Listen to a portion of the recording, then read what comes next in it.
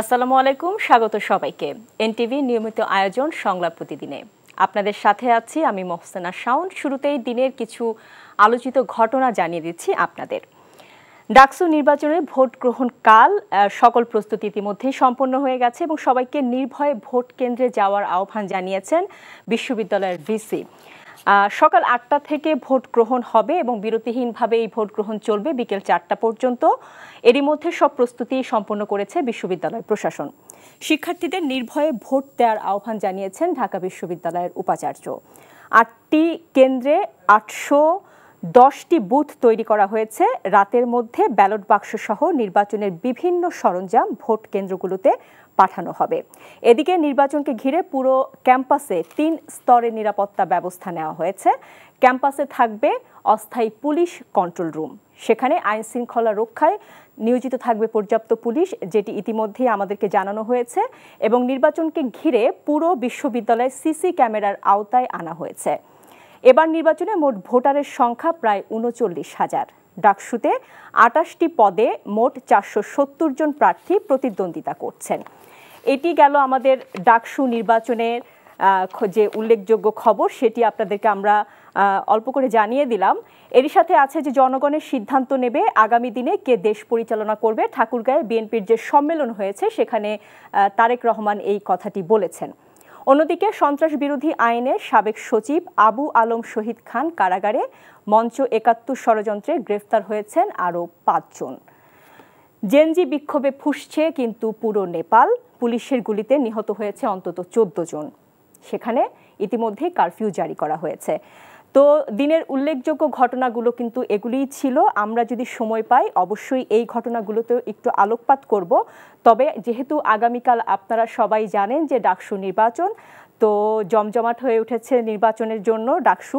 এখন আমরা ডাকসু নির্বাচনের জন্য আমরা আলোচনা করব এবং আলোচনা করার জন্য আমাদের সাথে স্টুডিওতে উপস্থিত আছেন, আমার একেবারে বামে আছেন আজিজুল বারী হেলাল, তথ্য সম্পাদক বিএনপি, এবং তার সাথে তার পাশেই আছেন রাফে সালমান রিফাত, প্রধান সমন্বয়কারী আপ বাংলাদেশ। হেলাল ভাই, আমি শুরু করতে চাই আপনাকে দিয়ে। ডাকসু নির্বাচন হচ্ছে এবং এবারে ডাকসু নির্বাচন বেশ সরগরম বলা যায়। তো এবারে ডাকসু নির্বাচন আর ৯০-এর ডাকসু নির্বাচনের সাথে অনেকেই তুলনা করছে। এটা কেন? ৯০-এর প্রেক্ষাপটের সাথে এবারের প্রেক্ষাপটে কি ধরনের সাদৃশ্য বা বৈসাদৃশ্য আপনি দেখছেন, বা আসলে চ্যালেঞ্জগুলো কি এইবারের ডাকসু নির্বাচনের? আসলে আপনাকে প্রথমে একটা ধন্যবাদ দিয়ে নিই যে আপনি এই ডাকসুর সাথে ৯০-এর ডাকসুতে একটা রিজেম্বল করতে, কম্পেয়ার করার কথা বলেছেন। এটা আসলে এই প্রশ্নটা আমি এখানে আসার আগেও আমার মনে হয়নি। আপনি বলার পরে তাৎক্ষণিক আমার মনে এটা উৎপত্তি হলো, মানে যে একটা ভালো কোশ্চেন করেছেন। দেখেন, ৯০-এর ডাকসুর জয়লাভের পরে একটা অভ্যুত্থান হয়েছিল, মানে স্বৈরাচারের পতন হয়েছিল। আর এবারের হলো যে একটা ফ্যাসিস্টের পতনের পরে একটা নির্বাচন হচ্ছে। বৈপরীত্য শুধু একটা পতনের, একটা ডাকসু পতন করলো, আর এবার পতনের পরে এবার একটা ডাকসু নির্বাচন হচ্ছে, তাই তো?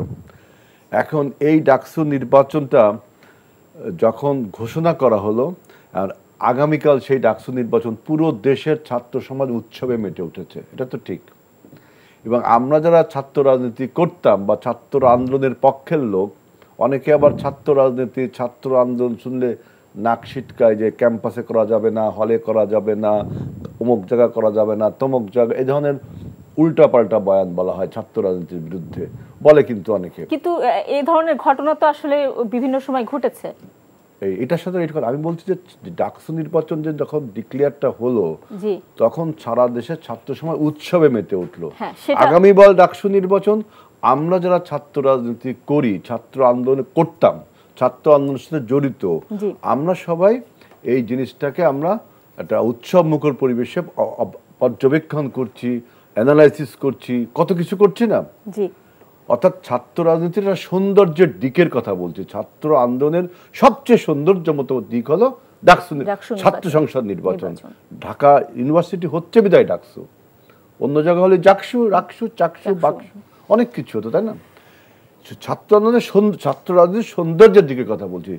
তাই আমি বলছি, আবার অনেকে বলে যে এই ছাত্র রাজনীতি, এই ছাত্র আন্দোলন হলে করা যাবে না, কলেজে করা যাবে না, বিশ্ববিদ্যালয়ে করা যাবে না, আবার বলছেন হলে নির্বাচন হবে। আমি এই বৈপরীত্যের কথা বলছি যে আজকে ডাকসু নির্বাচন ঘোষণার পরে সবাই উৎসবে মেতে উঠেছি। সুতরাং একইভাবে আমি এর সাথে আরেকটু যোগ করতে চাই যে যখন জাতীয় নির্বাচনের রোডম্যাপ ঘোষণা করেছে, জাতীয় নির্বাচনের যখন স্কেডিউলটা ঘোষণা করবে, তখনও দেখবেন যে জাতি উৎসবে মেতে উঠবে। কারণ বাংলাদেশের জাতি হলো উৎসব প্রিয় এবং তারা এই সমস্ত উৎসব পার্বণে তারা সবাই ঐক্যবদ্ধ হয়ে আপনার এই উৎসবটা পালন করে।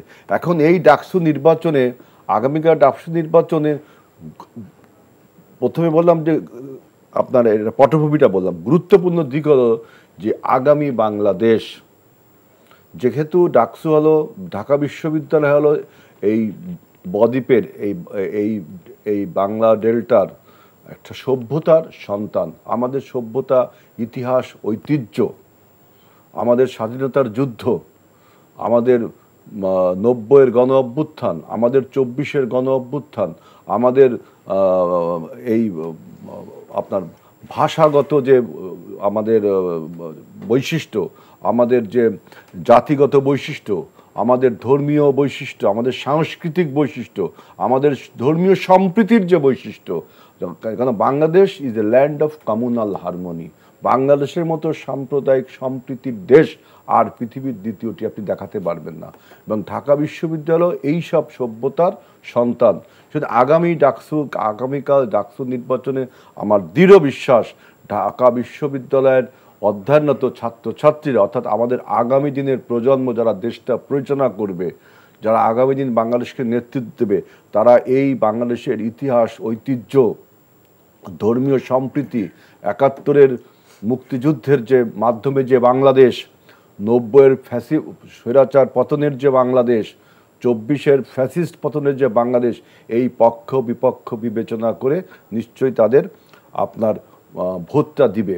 এবং আমি আরেকটা জিনিস দুঃখের সাথে লক্ষ্য করছি যে আজকে আমাদের জানেন যে পৃথিবী এখন দুই ভাগে বিভক্ত, অ্যাকচুয়াল জগৎ, ভার্চুয়াল জগৎ।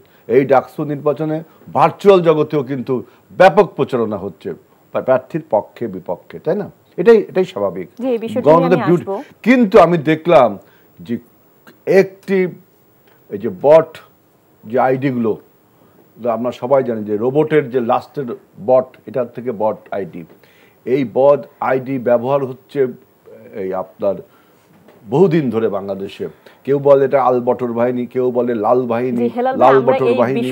এই বট বাহিনী আজকে দেখেন কি করলো, যে বিশেষ করে জাতীয়তাবাদী ছাত্র দলের সমস্ত পেজগুলোকে ডিসেবল করে দিল। এইটা কিন্তু হয়তো তারা টেকনোলজিক্যালি খুব পাওয়ারফুল হয়ে এই যে ডিসেবল করলো, এইটা কিন্তু ঢাকা বিশ্ববিদ্যালয়ের ছাত্রছাত্রীদেরকে মনে রাখতে হবে যে এইভাবে যদি আরেকজনের প্রচারণাকে বন্ধ করে দেওয়া হয়, আরেকজনের প্রচারণাকে মেলাইন করা হয় বা অন্য কিছু করা হয়, তাহলে কিন্তু এটা আবার নিশ্চয়ই ঢাকা বিশ্ববিদ্যালয়ের ছাত্ররা তাদের রায় দেওয়ার সময় এই জিনিসটাও চিন্তা করবে যে অপরের চ্যালেঞ্জগুলো নিয়ে যদি একটু বলতেন। চ্যালেঞ্জগুলোর কথা বলছিলাম। চ্যালেঞ্জ যদি মনে করেন যে আমি চ্যালেঞ্জগুলো দেখি যে প্রথমে যে ব্যারিয়ারটা দেওয়া হয়েছিল, যে ঢাকা বিশ্ববিদ্যালয় দীর্ঘদিনের একটা বন্ধ দিল 7 দিন। আচ্ছা, সেটা আমরা অন্যান্য ছাত্র সংগঠন অনেক মানে নেগোসিয়েশনের পরে, কথা বলার ফলে, আন্দোলন সংগ্রামের ফলে বিশ্ববিদ্যালয় একদিন এখন বন্ধ রাখলো। প্রথমে 7 দিন বন্ধ দিয়েছিল মতলববাজি করে, যে কোনো একটা নির্দিষ্ট ছাত্র সংগঠনকে বিশ্ববিদ্যালয় কর্তৃপক্ষ অ্যাডভান্টেজ দেওয়ার জন্য যে 7 দিন বন্ধ দিল, অনেক ছেলে হল থেকে চলে যাবে, বাসার ছেলেরাও অনেকে বাইরে আউটিং ট্রাভেলিং এসব করতে যাবে, অর্থাৎ ভোটার কম হলে যে কোনো একটা বিশেষ দলের লাভ হবে। তারপরে দেখলাম যে এটা এখন এই ব্যারিয়ারটা উঠে গেছে এবং যে 8টা সেন্টার ভোট করা হয়েছে, 8টা ভোট কেন্দ্র করা হয়েছে, এই 8টা ভোট কেন্দ্রে যেন আপনার ওই কোনো একটা বিশেষ ছাত্ররা শেখ হাসিনার মতো ওই যে ঠেলায় খুশিতে ঘুরতে ওই লাইন দিয়ে দাঁড়ায় থাকে, ভোট না দিয়ে লাইনে দাঁড়িয়ে দিচ্ছে, দেখা যাচ্ছে স্যার ভোট দেওয়া হয়ে গেছে, সে আবার এসে লাইনটা যাতে অন্য ভোটার না আসতে পারে, এইখানে নজর রাখতে হবে যে একজন ভোটার যেন নির্বিঘ্নে, যেহেতু 8টা থেকে 4টা পর্যন্ত ভোট, যেন আপনি ওই ভোট লাইন কেন্দ্র, যেহেতু 8টা বুথ, হলগুলো আগে আমাদের সময় হতো কি প্রত্যেক হলে ভোট হতো, এখন কিন্তু 8টা বুথ, মানে 8টা সেন্টারে 40,000 ভোট কাস্টিং হবে, তাই না? এবং এক একজন ভোটার অনেকগুলো, প্রায় 28, আর হলে কয়টা আমি জানি না, হলে মনে হয় 12টা নাকি, 28 যোগ 12, ডাকসুতে 41টা ভোট দিবে, 41টা, এবং 1000-এর কত বেশি প্রার্থী, দুটো প্যানেল শিট, তাই না? হল প্যানেল শিট, আবার ওইটার ডাকসুর, এইখান থেকে একটা লোকের 3 থেকে 4 মিনিট বা 5 মিনিটও লেগে যেতে পারে। সুতরাং দ্রুত ভোট দেওয়ার জন্য ওই আপনার হল লাইনটা, যে ভোটের লাইনটা, এইটা যেন অযথা জ্যাম রাখা না হয়, এইটা প্রক্টোরিয়াল বডিকে এবং আমাদের ডিসিপ্লিনারি কমিটিকে এটা লক্ষ্য রাখতে হবে। আর একটা কথা হলো যে 89 ডাকসুতে যে সমস্যাটা আমরা ফেস করেছিলাম, যে দেখা যাচ্ছে যিনি নির্বাচনী পোলিং এজেন্ট বা পোলিং অফিসার যিনি থাকতেছেন, তিনি তো প্যানেল শিটটা দিবেন, তাই না? প্যানেল শিটটা দিবেন যে এইটা ডাকসুর প্যানেল শিট, এটা হলের প্যানেল শিট। এখন আপনি এক্স মার্কার একটা ভোটার, কারণ ভোটাররা তো ওই যে আপনার ব্যাচ পরে আসে, এখন আমার পাশের যে পোলিং অফিসার, আমার এজেন্ট হয়তো আনমাইন্ডফুল, আপনি তাকে দুটো প্যানেল শিট দিয়ে দিলেন, ও তো একজন লোক দুটো ভোট দিল। 89-এ এই কাজ হয়েছে, কিন্তু 89-এ আপনি 90 এর সাথে সেজন্যই তুলনার কথাটা বললাম, 90-এর কথা বলছি আমি, 89-এ এটা হয়েছে, 89-এ এইটা হয়েছে, 89-এ ডাকসুতে এটা হয়েছে। কিন্তু হল ছাত্র সংসদ থেকে ডাকসু নির্বাচনটা ইম্পর্টেন্ট ছিল এরশাদের জন্য, সেজন্য বলছি। আর 90 ডাকসু তো আপনার এরশাদকে পতনই করে ফেলালো, এরশাদ বিরোধী সেন্টিমেন্ট থেকে 90-তে আমরা জিতছিলাম। জি হেলাল ভাই, আমরা পরবর্তীতে আবারও আপনার কাছে আসবো। আমরা একটু রাফেজ সালমান রিফাতের কাছে যেতে চাই। রিফাত, আপনি তো আসলে দেখছেনই যে খুব উৎসব মুখর পরিবেশই বলা যায় এবারের ডাকসু নির্বাচনকে ঘিরে। তো প্রার্থীরা এই নির্বাচন নিয়ে আসলে কতটা প্রস্তুত, আর ভোটের লড়াই কেমন হবে সেটা নিয়ে আসলে আপনার কাছে জানতে চাই। জি, আমি ধন্যবাদ জানিয়ে শুরু করছি। দেখেন, তার আগে কতগুলো প্রশ্নের একটু ঠিক রেসপন্স করি আর কি। প্রশ্ন আসলে এই আলাপ আলোচনার মধ্য দিয়ে উঠেছে। এবারের ডাকসুটি একটু ব্যতিক্রম। আমি 2019 সালের ডাকসু যখন হয়, তখন আমি ঢাকা বিশ্ববিদ্যালয়ের রানিং স্টুডেন্ট, এবং আমি সেই সময় ভোটার ছিলাম, কিন্তু সেই নির্বাচনে আমার ভোট দেওয়ার সুযোগ হয় নাই। হেলাল ভাই যেমনটি একটু আগে বলছিলেন যে হলের ভোট কেন্দ্রে আমরা যারা হলের বাইরে থাকতাম, অনাবাসিক স্টুডেন্ট, তাদেরকে হলে ঢুকতেই দেওয়া হয় নাই, এবং ওই যে জ্যাম সৃষ্টি করে রেখে ভোটের লাইনটাকে বিলম্ব করে শুধুমাত্র একটি দলের প্যানেলে ভোট দেওয়াটাকে, মানে ভোট দেওয়ার টোটাল বাস্তবায়নটা সে সময় করা হয়। ফলে আমরা যারা বাইরে ছিলাম, এবং শুধু বাইরে না, হলের ভেতরেই যারা অন্যকে ভোট দিবে, এরকম অন্য মতের বা অন্য কোনো প্যানেলে ভোট দিবে, ভিন্ন মতাদর্শী যারা ছিল, তাদের কাউকে ভোট দেওয়া হয় নাই। সো এটা একটি বিশেষ প্রেক্ষাপটে ছিল, কারণ ওই সময় ছেলেদের হলগুলো ছাত্রলীগের একচেটিয়া দখলে থাকতো। ছাত্রলীগ যেমন ইচ্ছা তেমন ভোট বাস্তবায়ন করেছে আর কি। তো আমি মনে করি এবার তেমনটি হওয়ার কোনো সম্ভাবনা নেই।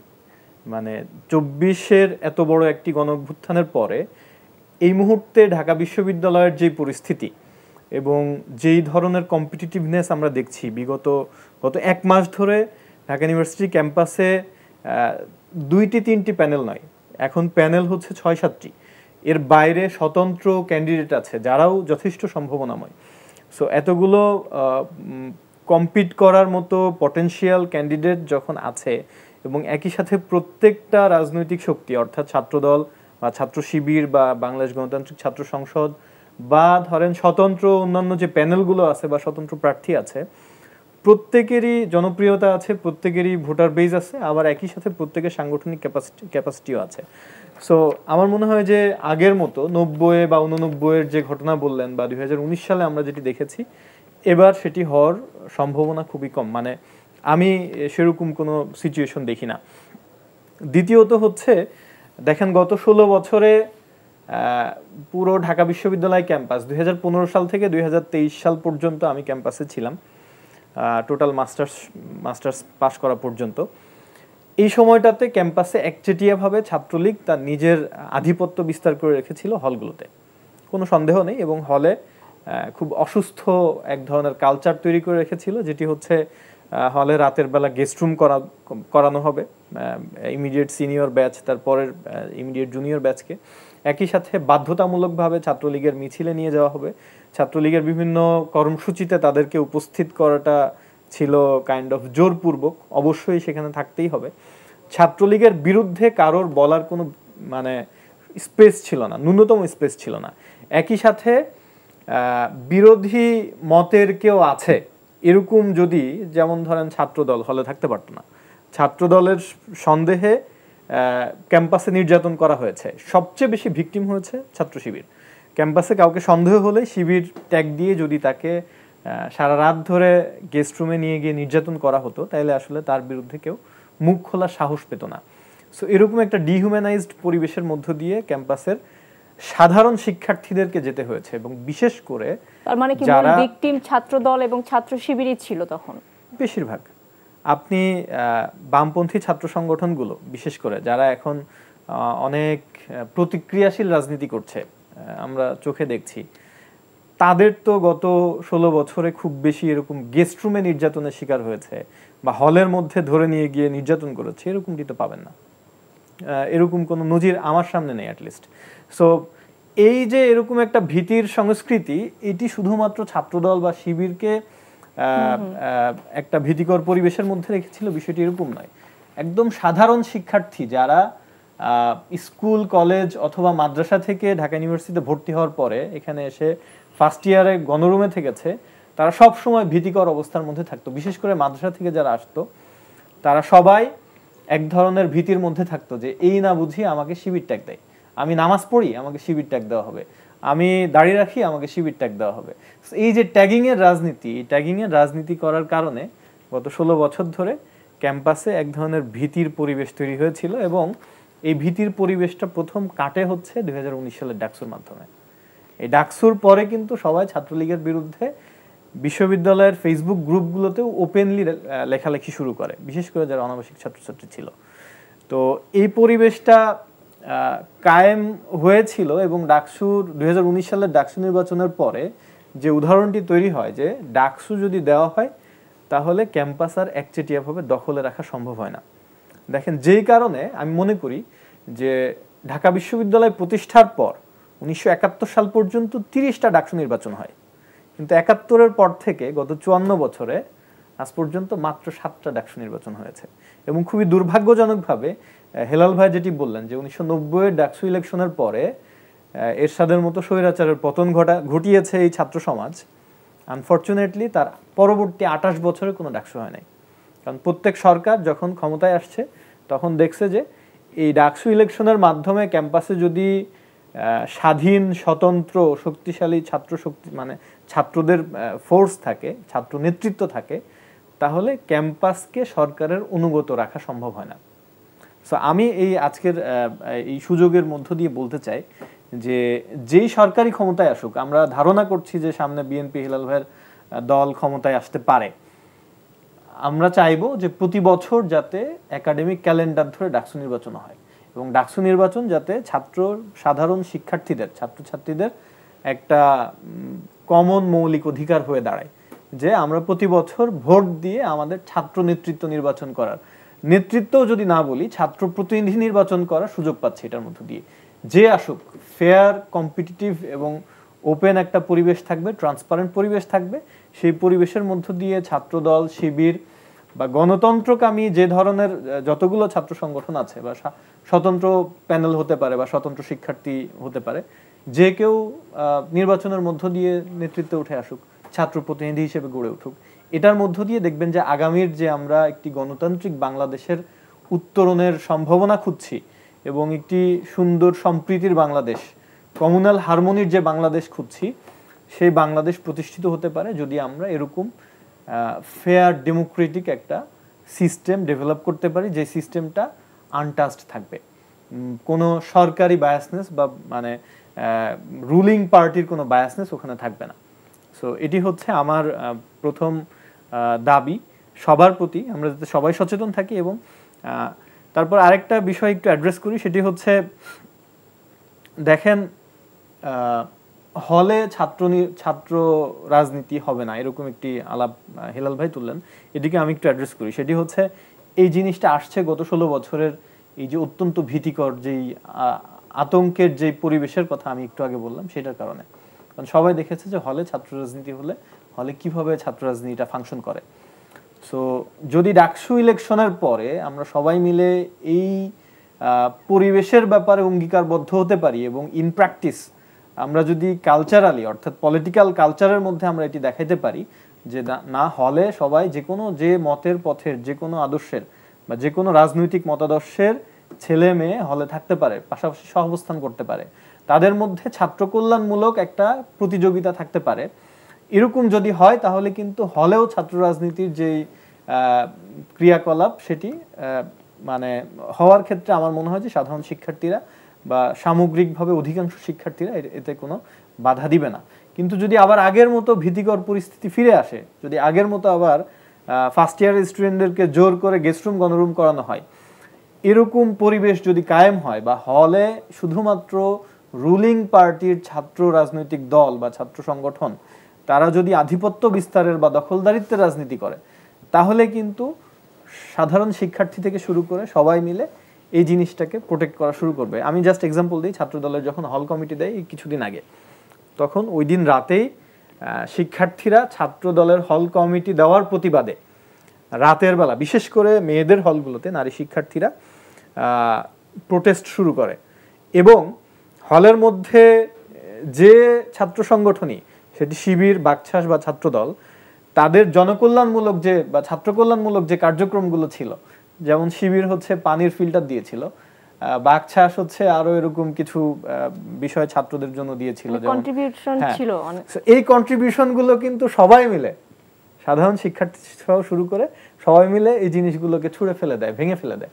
সো এই যে রেজিস্ট্যান্স, এই রেজিস্ট্যান্সটা এসেছে এই যে গত 16 বছর না, শুধু গত 28 বছর ধরে ছাত্র রাজনীতির যে কালচার, এই বিভৎস দূষিত কালচারের কারণে ছাত্রদের মধ্যে জেনুইন যে আতঙ্ক, সে আতঙ্ক থেকে। আমার মূল পয়েন্ট ছিল যে আমরা অনেক দিন পর, প্রায় 90-এর পরে 2019 সালের ডাকসুকে যদি না ধরি, 90-এর পর প্রায় 35 বছর পরে আমরা এমন একটা সময় পেয়েছি যেই সময়ে আসলে ক্যাম্পাসে ফ্যাসিবাদের বিরুদ্ধে যারা কাঁধে কাঁধ মিলিয়ে লড়াই করেছে 2024-এ, তারা সবাই এখন একটা সুন্দর প্রতিযোগিতার মধ্যে আছে যে সবার জন্য যে কোনো মতের পথের যে কোনো ধর্মের ছাত্রছাত্রী সবাইকে একসাথে নিয়ে একটা সুন্দর সম্প্রীতির একটা ইনক্লুসিভ ক্যাম্পাস বিনির্মাণ করার জন্য নিজেদের ছাত্র প্রতিনিধি বাছাইয়ের একটা মাহেন্দ্রক্ষণে আছে। তো আমি যেটি প্রত্যাশা করি যে এই যে সুন্দর একটি কম্পিটিটিভ পরিবেশ, এটি যাতে কন্টিনিউয়াসলি এই ক্যাম্পাসে থাকে এবং একই সাথে এই সম্প্রীতির ক্যাম্পাস বিনির্মাণে প্রত্যেকটি ক্রিয়াশীল দায়িত্বশীল ছাত্র রাজনৈতিক সংগঠন তারা যাতে অত্যন্ত পজিটিভ ভূমিকা পালন করে এবং এরকম যে কোনো জাতীয় সংকটের মুহূর্তে, ক্রাইসিসের মোমেন্টে, যেমন ধরেন ফ্যাসিবাদ বিরোধী যে ঐক্য আমরা 2024 সালে দেখেছি, এরকম মুহূর্তে আবার যেন সবাই ঐক্যবদ্ধভাবে জাতিকে মুক্ত করার জন্য আবার ভূমিকা রাখতে পারে, এটি হচ্ছে আমার প্রত্যাশা। ধন্যবাদ। নির্বাচনে এখন যে লেভেল প্লেইং ফিল্ড নিয়ে যে এত কথা হচ্ছে, তো বিভিন্ন প্রার্থীরা কিন্তু অভিযোগ করছেন এবং বলছেন যে সেটি নিয়ে কিছু যারা যে লেভেল প্লেইং ফিল্ড নিয়ে একটা কথা কিন্তু বিভিন্ন ছাত্র শিবির ইতিমধ্যে অভিযোগ করেছে এবং বৈষম্য বিরোধী ছাত্র সংসদের যিনি ভিপি আছেন তিনিও কিন্তু এই লেভেল প্লেইং ফিল্ড নিয়ে অভিযোগ করেছেন। তো এটি নিয়ে আসলে কিছু জানতে চাই হেলাল ভাই আপনার কাছে। লেভেল প্লেইং ফিল্ডে তো সবাই কথা বলবে, জাতীয়তাবাদী ছাত্র দল বা অন্য অন্য সংগঠন তারাও করেছেন। মেন সমস্যা যে আপনার ভিসি বা প্রশাসনের একটা পক্ষপাতিত্বমূলক আচরণ বিস্ময়ের সাথে বিভিন্ন ছাত্র নেতৃবৃন্দ এবং আমরা যারা সাবেক নেতৃবৃন্দ আমরা লক্ষ্য করছি। একটা বিভিন্ন বিষয়ে, যেমন রিফাত একটা সুন্দর কথা বলছে যে হলে যখন ছাত্রদল কমিটি দিল, আমাদের যুক্তিটা ছিল, আর্গুমেন্টটা ছিল যে হলে যেহেতু আপনার নির্বাচন হবে সুতরাং হলে ছাত্র রাজনীতি বৈধ এবং বিশ্ববিদ্যালয়ের হলগুলোকে কলেজ হিসেবে ধরা হয় পশ্চিমা বিশ্বে। আমাদের দেশেও ছাত্র রাজনীতির গড়ে উঠছে আপনার হল থেকেই, তারপরে ডাকসু, তাই তো? এটার তর্ক বিতর্কে আমি যাচ্ছি না। জাতীয়তাবাদী ছাত্র কমিটিটা যখন দিল, ও যেমন বললো যে বিভিন্ন ছাত্রদের আপনার ওয়েলফেয়ার যে সমস্ত জিনিস ছিল সেগুলো ছুঁড়ে ফেলে দিয়েছে। জাতীয়তাবাদী ছাত্র দলেও কিন্তু ওয়েলফেয়ারের অনেক জিনিস ছিল হলগুলোতে, তাই না? আমরা যখন হল কমিটিটা দিলাম তখন আমি দেখলাম যে এরা কি সাধারণ ছাত্র যারা গালিটা দিল, চ ব স দিয়ে গালি দিল। রিফাত কি এটা লক্ষ্য করেছে বোধ হয়? তাহলে এইটা তুমি বলো, এই যে চ ব স দিয়ে ঢাকা বিশ্ববিদ্যালয়ের ছাত্ররা যদি গালি দেয় এবং একটি পার্টিকুলার সংগঠনকে, জাতীয়তাবাদী ছাত্র দলের ইতিহাস ঐতিহ্য অনেক বড় একটা সংগঠন, পরাশক্তি সম সংগঠন, জনপ্রিয়তার বিচারেও তাই, এবং জাতীয়তাবাদী ছাত্রদল প্রকাশ্য রাজনীতিটা করে। আমি সেই ছাত্র দলকে আপনি গালি দিলেন, এবং যে সমস্ত গালি অশ্রাব্য গালি, ভিসি এবং প্রভিসি এবং প্রক্টর কোনো ব্যবস্থা দিল না, তাই লেভেল প্লেইং ফিল্ড থাকলো? প্রভোকিংসটা করা হলো যে জাতীয়তাবাদী ছাত্রদল যদি আক্রমণ, যদি এই গালির প্রত্যুত্তর দেই তাহলে তো ছাত্রদলকে আপনার স্টিগমাটাইজ করা যায়, বিভিন্নভাবে করা যায়। মানে যে সমস্ত ছাত্র সংগঠনগুলো, ওই যে রিফাত আরেকটা কথা বলছে, আমার ওর কথাগুলো আমার খুব ভালো লাগছে শুনে, যে এখন যে ছাত্র শিবির আর ছাত্রলীগ, ছাত্র শিবির ছাত্রদল ভিকটিম, ছাত্রদল যে কমপ্লিটলি ভিকটিম এইটা ইট ইজ প্রোভেন, কিন্তু ছাত্র শিবির যে কেমোফ্লেজ করেছে ছাত্রলীগের সাথে, এবং তার জন্য হাইকোর্টে রিট পর্যন্ত হয়েছে এবং হাইকোর্ট একটা রায় দিয়েছে, তাই না? যে তাহলে ভিকটিম কিভাবে হলেন আপনি? আপনি তো গত 17 বছর যখনই আপনি বুঝছেন যে তার সাথে আপনি ছাত্রলীগের ভিতরে ঢুকে গেছেন, নিজেকে ছাত্রলীগ বানিয়ে বসেছেন, তাহলে ছাত্রলীগ তো নিজেকে স্বৈরাচার করার, নিজেকে ফ্যাসিস্ট করার, নিজেকে শক্তিশালী ভাবার আরো বেশি, এবং গণরুম এবং যে গেস্ট রুমের উপর নির্যাতন। গণরুম গেস্ট রুম শব্দ দুটো খুবই ভালো। গণরুম ঢাকা বিশ্ববিদ্যালয়ে আমি যখন ভর্তি হয়েছি তখনও ছিল, তার মানে নির্যাতন না, মানে হলের সিট অ্যাকোমোডেট হতো না, তখন আমরা ওই যে গেম রুম, টেলিভিশন রুম, এই রুমে আমরা বিছানা পেতে নিতাম, এটাকে বলতো গণরুম, বুঝছেন? ওই গণরুম, কিন্তু ওখানে নির্যাতন না। ছাত্রলীগের সময় হয়েছে কি, ওরা এটা দখল করে, ওরা ওইখানে ছাত্রদল করুক, শিবির করুক, যাই করুক, সব ছাত্রলীগ করে আবার তাদের উপর নির্যাতন, চাঁদাবাজি, গেস্ট মেনে বসিয়ে রাখা, এটাও এই 17 বছরে এটা দুর্বিষহ, এটা আয়ামি জাহেলিয়াতের যুগ। তাহলে আপনি কেমোফ্লেজ করে ছাত্রলীগের সাথে মিশে গেছেন, মিশে তাদের কি প্রকারান্তরে আপনি কিন্তু শক্তিশালী করেন। তারা ভাবছে তাদের অনেক কর্মী, তথা গণরুম আর গেস্ট রুমের যে নির্যাতন, সেই নির্যাতনে আপনিও তারই দায়ী হয়ে যাচ্ছেন। কারণ ওই যে আপনার যখন ডাকসু নির্বাচনে বলা হলো যে ছাত্রলীগের পোস্টেড কোনো নেতা আপনার ডাকসুতে কম্পিট করতে পারবে না, তখন দেখা যাচ্ছে যে ওই যে একটা ছেলে, একটা মেয়ে, ফারিয়া মনে হয়, সে একটা রিট করলো, তাকে আবার যার বিরুদ্ধে রিট করা হলো, ছাত্র শিবিরের একজন নেতার বিরুদ্ধে, বিপিজিএস বা কারোর বিরুদ্ধে রিট করা হলো, সে আবার গালি দিল কি গণধর্ষণ করবে। অনলাইনে এটা আরেকটা ছেলে দিয়েছে, এবং তার রাজনৈতিক পরিচয় পাওয়া গেছে। যে ছেলেটা দিয়েছে, ভিসি কি ব্যবস্থা নিল? ভাই তার রাজনৈতিক পরিচয়টা ছিল, সে কোনো রাজনীতির সাথে সম্পৃক্ত না, তদন্ত কমিটির রিপোর্ট ছিল। ওই তো তদন্ত কমিটি, তো হাসিনা মার্কা তদন্ত কমিটি, কারণ তদন্ত ছাত্রদের তদন্তে কিন্তু রিফাত বেরিয়ে আসছে সে ছিল ওই যে ইসলামী ছাত্র শিবিরেরই একজন, শিবিরকে নিয়েও পোস্ট দিয়েছে, আবার ছাত্রদলকে নিয়ে পোস্ট দিয়েছে। শিবিরের তো এই যে কেমোফ্লেজের রাজনীতি, এই যে ডাবল ডিলিং, আমরাও যে আপনার ওই যে 007 জেমস বন্ডের সিনেমা দেখতাম, যে একজন স্পাই ডাবল ডিলিং করছে কিভাবে, এই যে শিবিরের ডাবল ডিলিং যে পলিসিটা, এটা তো এইটে। এখন সে শিবির হোক আর শিবির না হোক, তার বিরুদ্ধে ভিসি স্যার কি ব্যবস্থা, প্রশাসন কি ব্যবস্থা নিল, তাই না? এটা কিন্তু একটা প্রশ্ন থাকে। তবে লেভেল প্লেইং ফিল্ডের কথা যেটা বলছেন, আমি প্রশাসনের দিকে লক্ষ্য করে বলছি। আর একটা কথা দেখেন, যে আগের মতো গত 17 বছর যদি আপনার গেস্ট রুম, গণরুমের মতো এবং হলে ছাত্র রাজনীতির নামে যে মাস্তানতন্ত্র চালিয়েছে, তাই না, তার জন্য যদি আপনি হলের ছাত্র রাজনীতি বন্ধ করতে চান, তাহলে যুক্তি হিসাবে একই কথা আসে যে ডাকসুতে মানে মূল ক্যাম্পাস যেটা, সেখানেও তো একই কাজ হয়েছে, তাই না?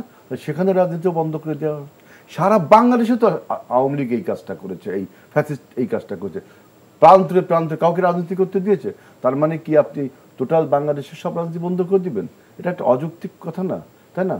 আপনি ছাত্ররা শুধু হলের ছাত্ররা শুধু যে একাডেমিক বই পড়বে তা না, তাদের আপনার এক্সট্রা কারিকুলাম অ্যাক্টিভিটিস, মানসিক বিকাশের জন্য সব ব্যবস্থায় থাকতে হবে। এখন যদি সবাই মিলে বলে যে না আমার রাজনীতি করা যাবে না, এটা কি ঠিক?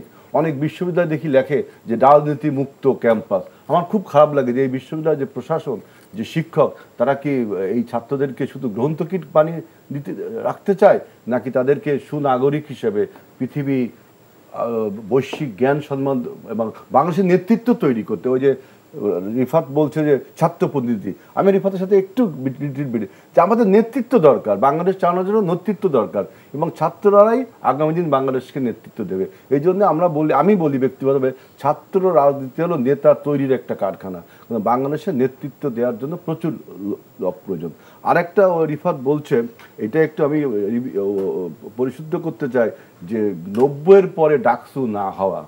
90-এর পরে 93 সালে প্রথম ডাকসু নির্বাচনে উদ্যোগ নেওয়া হয়, 93 সালে, এবং তখন আপনি জানেন যে একটা tumultuous situation was prevailing that time. আপনার আমাদের রাজনৈতিক আকাশে আপনারা জানেন 91 থেকে 96 যে সরকারটা ছিল, সেই সরকারটাকে অনেক চ্যালেঞ্জ মোকাবেলা করতে, 90-এর গণঅভ্যুত্থানে জয়লাভ করার পরে একটা সরকার, তাই না? এবং সেই সরকারটাকে আর একটা দলের সাপোর্ট নিয়ে একটা কোয়ালিশন সরকার বলতে পারেন। আবার সেই কোয়ালিশনের ওই দলটি, যেমন জামাত, আমাদের 2টো সিটের প্রয়োজন ছিল, 2টো না 4টা সিটের প্রয়োজন ছিল, জামাত 18 না 19টা সিট পেয়েছিল, কোয়ালিশন করে সরকারটা, পরে তারা সরে গেছিল এখান থেকে। অনেক জানেন না কত একটা চ্যালেঞ্জিং মধ্যে সেই সময়ে ডাকসু নির্বাচনের জন্য প্রথম উদ্যোগ নেওয়া হয় আফটার 90। নেওয়া হলে সরকার এখানে উদ্যোগ নিয়েছে, সরকারের তো এখানে আপনার বিশ্ববিদ্যালয় অটোনমাস বডি, বিশ্ববিদ্যালয় কর্তৃপক্ষ, এটা আপনার এমাজউদ্দিন স্যারের সময়, সেই এমাজউদ্দিন স্যারের সময় এটা করা হয়েছিল, এবং ডাকসুতে ছাত্রদল প্যানেল দিল একটা 93 সালে। ছাত্রলীগ তখন দুই ভাগে বিভক্ত, একটা হলো হাসিনা গ্রুপ ছাত্রলীগ, একটা হলো মন্টু গ্রুপ ছাত্রলীগ। মন্টু গ্রুপ আপনার জৌলক হল দখল করে থাকতো, ওদের বলা হতো থার্ড ওয়ার্ল্ড। হাসিনা গ্রুপকে মনে হয় ফার্স্ট ওয়ার্ল্ড বলা হতো, এরকমটা কি বলা হতো। তো মন্টু গ্রুপও কিন্তু ডাকসু নির্বাচনে যোগ দিল, কিন্তু মূল ছাত্রলীগ যেহেতু তাদের প্যানেলটা দিল না, এবং ভিসিকে তারা একটা কক্ষে আবদ্ধ করে রাখছিল নির্যাতনের জন্য। যাক, এই কথাগুলো যারা জানেন তারা হয়তো বুঝবেন, তখন তারা এই রাজনীতিতে জড়িত ছিল, যেহেতু আমি ওই সময় ক্যাম্পাসে ছাত্র রাজনীতি করতাম। এবং মূল ছাত্রলীগ দিল না, অন্য অন্য বামপন্থী ছাত্র সংগঠনও আপনার এই যে প্যানেলটা জমা দিল না, ফলে ডাকসু নির্বাচন পরদিন বন্ধ হয়ে গেল। তো সুতরাং তখন আমি নিজে উপলব্ধি করলাম যে এখানে সরকার থেকে 93 ডাকসু বন্ধ হওয়ার থেকে সরকার থেকে ছাত্র সংগঠনগুলোই সবচেয়ে সরকার জোর করতে পারত, সরকার জোর করে দিতে পারতো, এটা আপনি বলতে পারেন। কিন্তু না, ছাত্র সংগঠনরা ঐক্যবদ্ধ হতে পারলো না বলে আর নির্বাচন দিতে পারলো না। এরপরে বাংলাদেশের রাজনীতির প্রেক্ষাপটে কোনো ছাত্র সংগঠন, যেমন আমরা 2001 সাল থেকে 6 সাল পর্যন্ত বিএনপি যখন ক্ষমতা আছে, তখনও কিন্তু ছাত্রদল ভিসির সাথে কথাবার্তা বলে, ডক্টর এস.এম. ফয়েজ ছিল আমাদের ভিসি, তখন উদ্যোগ নিল, ছাত্রলীগ কমপ্লিটলি ডিনাই করলো। তাহলে জোর করে করতে হবে।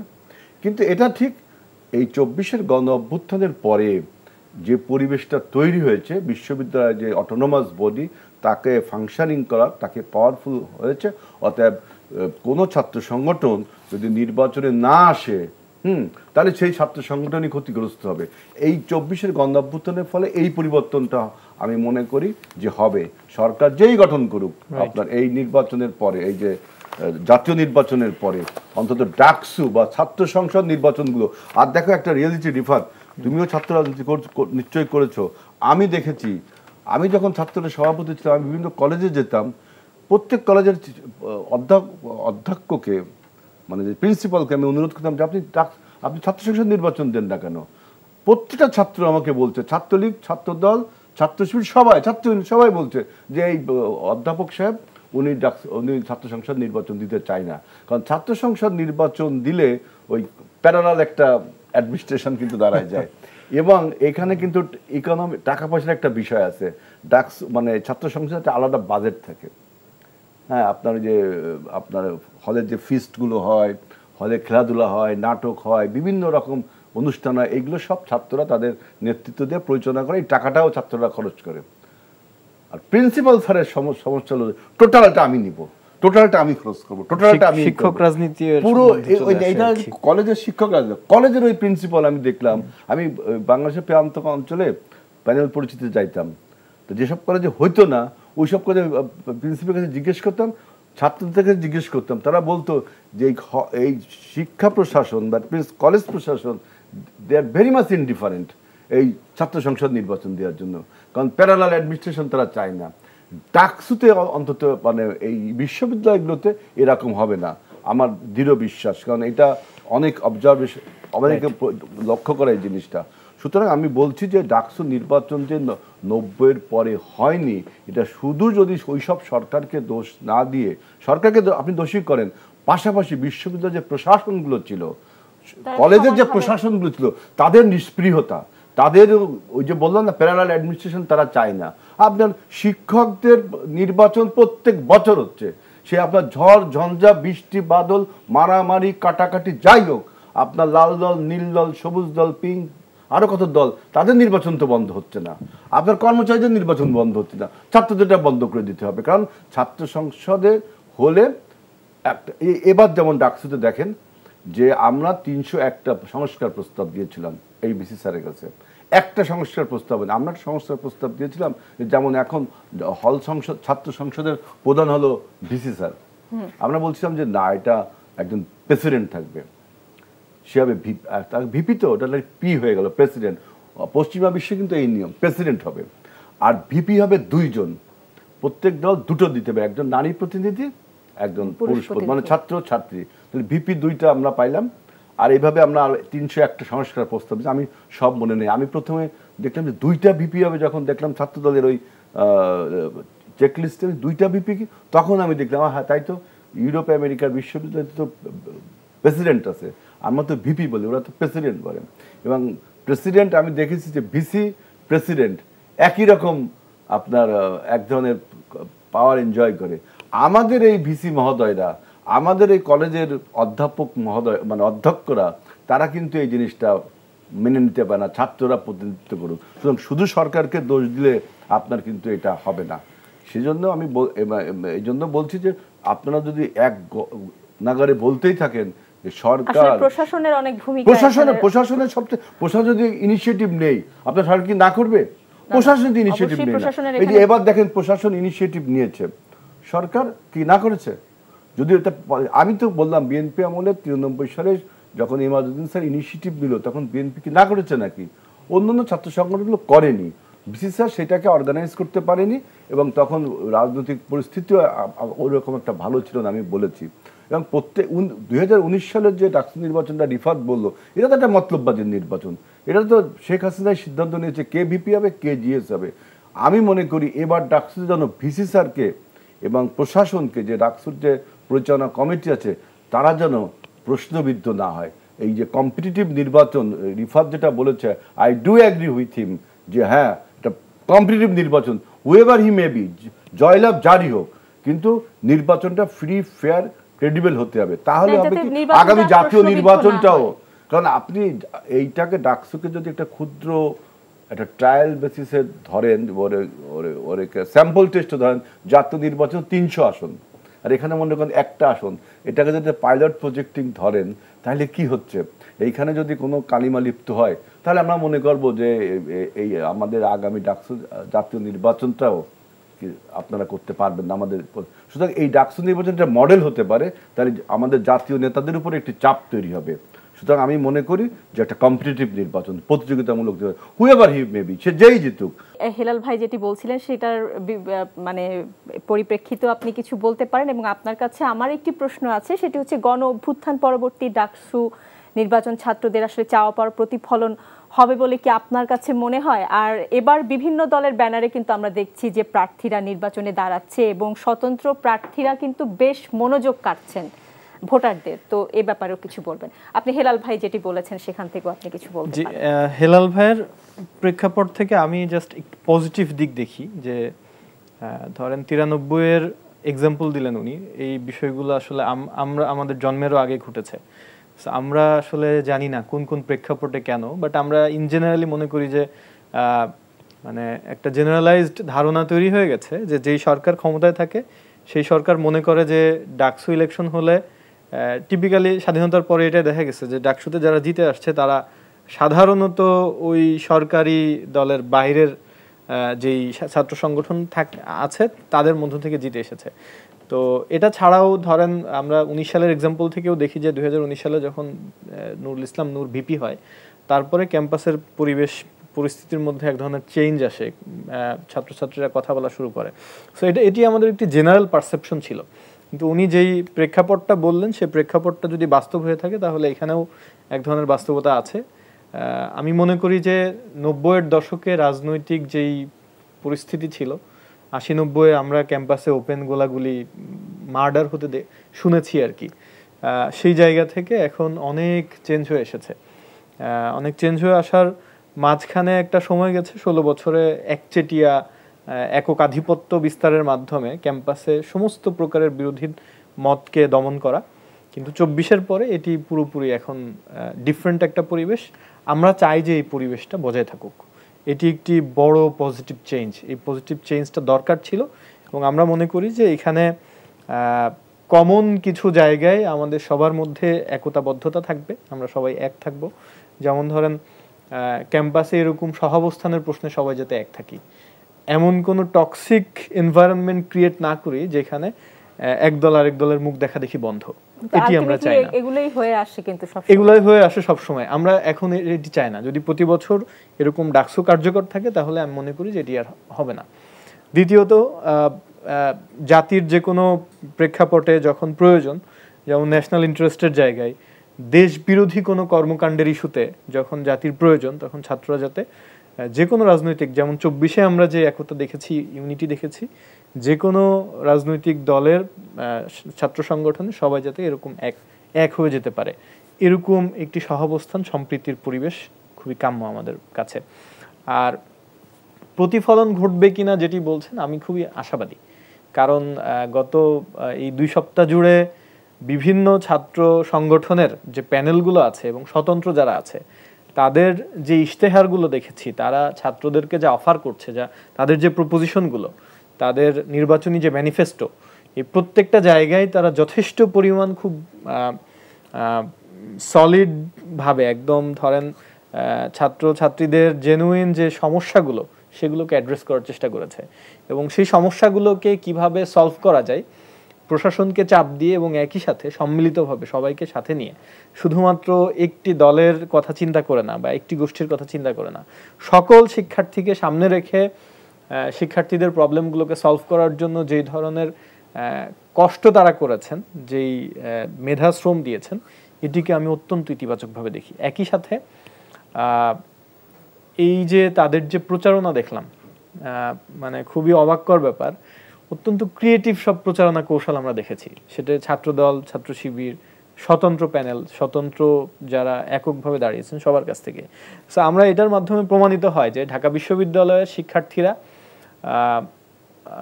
মেধার দিক থেকে শুধু না, এক্সট্রা কারিকুলার অ্যাক্টিভিটিজের দিক থেকে, বিশেষ করে এই যে রাজনৈতিক চর্চার জায়গায় তারা যে পরিমাণ ক্রিয়েটিভিটি প্রদর্শন করতে পারে, এটি আনবিলিভেবল এবং এটি সবসময় প্রমাণিত হয়ে আসছে। যদি আপনি উপযুক্ত পরিবেশ দেন, যদি সুন্দর একটা এনভায়রনমেন্ট এবং ফিল্ড দেন, তাহলে তারা তাদের নেতৃত্বের চর্চার মাধ্যমে, তাদের ক্রিয়েটিভিটি চর্চার মাধ্যমে তারা কিন্তু জাতির মুখ হয়ে ওঠেন, যেমনটি আমরা এখন দেখি। যেমন ধরেন আবিদ বা সাদিক কায়েম বা উমামা ফাতেমা বা হচ্ছে কাদের বা আরো যারা ভিপি প্রার্থী, তারা কিন্তু এখন গোটা বাংলাদেশ তাদেরকে চেনে এবং তাদের কথাবার্তা, তাদের বক্তব্য, তাদের শব্দচয়ন সেলিব্রিটি শুধু না, তারা একই সাথে ছাত্র সমাজের নেতা হিসেবে প্রতিষ্ঠিত, মানে নেতা হিসেবে প্রতিষ্ঠিত। সো এখন ধরেন এই নেতৃত্ব কোথায় কাজে লাগবে? ধরেন বাংলাদেশে ফেব্রুয়ারিতে জাতীয় নির্বাচন হবে। এই জাতীয় নির্বাচনের আগে আমি আশঙ্কা করছি যে আমাদের প্রতীত স্বৈরাচার, যিনি এখন পাশের দেশে বসে বিভিন্ন ধরনের চক্রান্ত চালানোর চেষ্টা করছেন এবং তার এই গোষ্ঠীকে, অর্থাৎ এই স্বৈরাচারী ফ্যাসিবাদী গোষ্ঠীকে যারা পেছন থেকে প্যাট্রোনাইজ করছে, তারা বিভিন্ন ধরনের চক্রান্ত চালানোর চেষ্টা করবে এই নির্বাচনকে বানচাল করার বা পিছিয়ে দেওয়ার, বা নির্বাচনের অংশগ্রহণকারী যে পক্ষগুলো আছে সেই পক্ষগুলোর মধ্যে বিবাদ বিসংবাদ তৈরি করার, তাদের মধ্যে ঘৃণা বিদ্বেষ চর্চা করার, এবং একই সাথে এটার মধ্য দিয়ে বাংলাদেশের রাজনৈতিক পরিমণ্ডলকে ঘোলাটে করে তোলার, যেটার মাধ্যমে হতে পারে যে নির্বাচন পিছিয়ে যাওয়ার সম্ভাবনা তৈরি হতে পারে। এই যে চক্রান্তের যেই ব্যাপারগুলো আমরা গত কয়েকদিনের প্যাটার্ন লক্ষ্য করলে দেখতে পারি, রাজবাড়িতে যেই ঘটনা ঘটেছে এই ঘটনার দায় আসতেছে দেখেন বিএনপির উপরে, জামাতের উপরে এবং মুসল্লিদের উপরে। একই সাথে হাটহাজারিতে সুন্নি বনাম হাটহাজি মাদ্রাসার মধ্যে গ্যাঞ্জাম হচ্ছে, কাউকে হাতুড়ি দিয়ে পিটিয়ে মেরে ফেলা হচ্ছে, অথবা কেউ কেউ লাগামহীন বক্তব্য দিচ্ছেন মানে পুলিশের বিরুদ্ধে, আর্মির বিরুদ্ধে। এই যে চারিদিকে এক ধরনের বিশৃঙ্খল ফ্যাসাদময় অবস্থা তৈরি হচ্ছে, এই ফ্যাসাদময় অবস্থার মধ্যে যদি চক্রান্তকারী গোষ্ঠী এটা সুযোগ নিতে চায়, তারা তো চক্রান্ত করে এখান থেকে সুযোগ নেওয়ার চেষ্টা করবে, সুযোগ নিতে চায় এবং দেশ বিরোধী কর্মকাণ্ডে লিপ্ত হয়, আমি মনে করি এই যে ছাত্রদের যে শক্তি, ছাত্রদল, ছাত্র শিবির, বাকছাস, অন্যান্য ছাত্র সংগঠন সহ ফ্যাসিবাদ বিরোধী ছাত্র শক্তি যারা আছে তারা কিন্তু ঐক্যবদ্ধভাবে এটিকে মোকাবেলা করতে পারে। এটি হবে বাংলাদেশের সার্বভৌমত্ব রক্ষার এবং বাংলাদেশের স্বাধীনতার, অখণ্ডতার এবং একটি গণতান্ত্রিক উত্তরণের প্রশ্নে বাংলাদেশের যেই সামনের দিকে যাওয়া প্রয়োজন, সেই জায়গায় যে কোনো দেশবিরোধী চক্রান্তকারী গোষ্ঠীর বিরুদ্ধে ফার্স্ট লাইন ডিফেন্স। সো এটি অত্যন্ত পজিটিভ দিক। আমরা চাই যে ডাকসু ইলেকশনের মাধ্যমে ঢাকা বিশ্ববিদ্যালয় একটি স্বয়ংসম্পূর্ণ একাডেমিক্যালি এক্সেলেন্ট একটা বিশ্ববিদ্যালয় হয়ে উঠুক। এইখানে একাডেমিক যে এনভায়রনমেন্ট এবং একাডেমিয়ার যেই প্র্যাকটিসের জায়গাগুলো, সেই জায়গাগুলো অত্যন্ত শক্তিশালীভাবে পুনঃপ্রতিষ্ঠিত হোক, এবং একই সাথে এই বিশ্ববিদ্যালয় থেকে আমাদের এক একজন আগামীর দেশ গড়ার এবং দেশ পরিচালনা করার যে নেতৃত্ব, সেই নেতৃত্ব উঠে আসুক।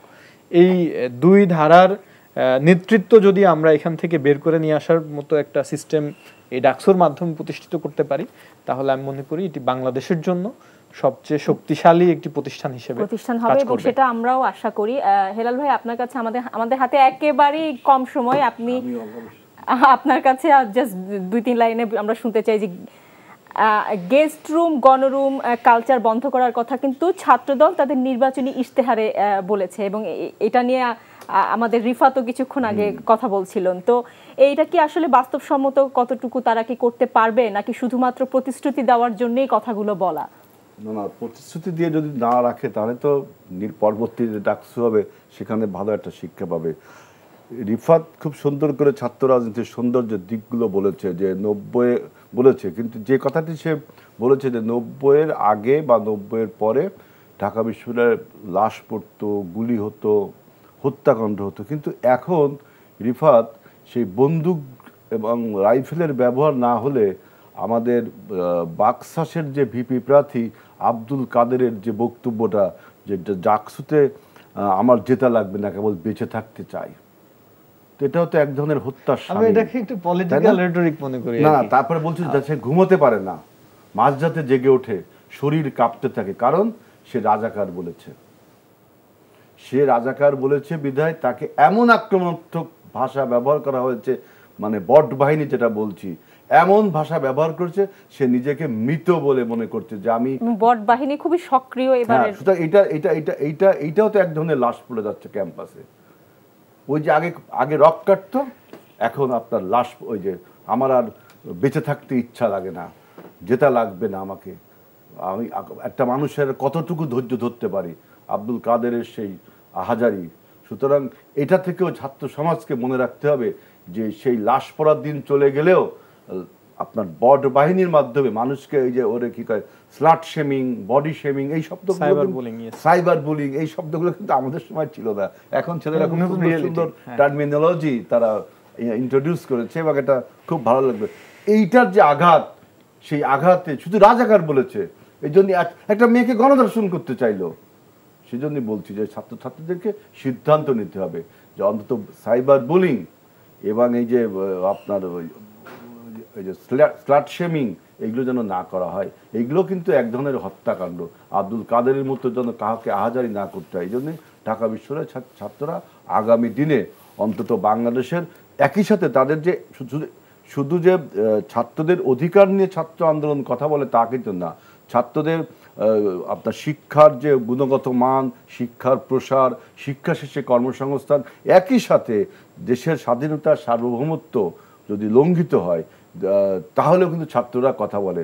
আপনারা জানেন যে আমাদের এই পরিবর্তনকে প্রতিবেশী রাষ্ট্র এবং বাংলাদেশের পলাতক মাফিয়ারা ভালোভাবে মেনে নিতে পারেনি, তারা ষড়যন্ত্র করছে এবং এই ষড়যন্ত্রকে প্রতিহত করে বাংলাদেশকে আগামী দিনের পথ চলায় সহায়তা করতে এবং একটা সুন্দর বাংলাদেশ তৈরি করতে, এটা আপনার গণতান্ত্রিক বাংলাদেশ তৈরি করতে বাংলাদেশের সবচেয়ে বৃহত্তম রাজনৈতিক দল বিএনপির এই অগ্রযাত্রা কথা গণতান্ত্রিক পথে অগ্রযাত্রাকে অবশ্যই ঢাকা বিশ্ববিদ্যালয়ের ছাত্রদের কাছে তারা সমর্থন চায় এবং ঢাকা বিশ্ববিদ্যালয়কেও আমরা সভ্যতার সন্তান হিসেবে এই বিশ্ববিদ্যালয়ের যে ইন্ডিপেন্ডেন্ট একটা বডি, এই যে প্রত্যেক বছর বছর ডাকসু নির্বাচন হওয়া এবং গত 17 বছরে যা কিছু হয়েছে সব কিছুর একটা দৃষ্টান্তমূলক বিচার আমি মনে করি আগামী সরকার সেটা করবে। জরুরি। ধন্যবাদ। আমরাও আশা করি যে আগামীকাল আসলে সুন্দর পরিবেশে জাঁকজমকভাবে ডাকসু নির্বাচন হোক, আমরা সেই আশা তো করতেই পারি। দর্শক, এই ছিল আমাদের আজকের সংলাপ প্রতিদিনের আয়োজন। আজ এখানেই শেষ করছি। সবাই ভালো থাকবেন, সুন্দর থাকবেন।